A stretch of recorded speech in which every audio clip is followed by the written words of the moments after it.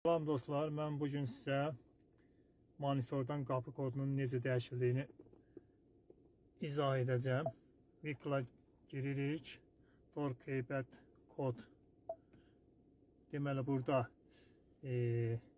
maşının zavaskoy kodunu daxil edirsiniz.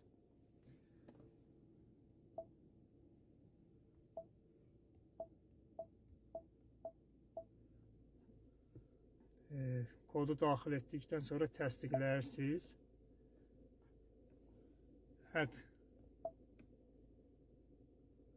Deməli, siz indi məsələn, sizdə zavaskoy kod belə deyək.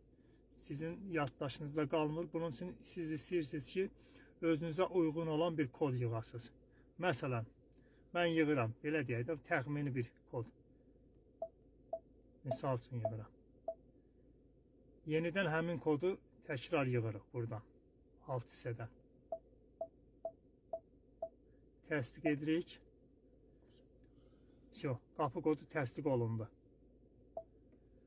Və biz qapı kodunu dəyişmək istəyirik. Bunun üçün nə edirik?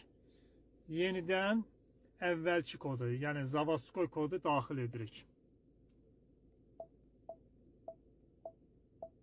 Təsdiq edirik.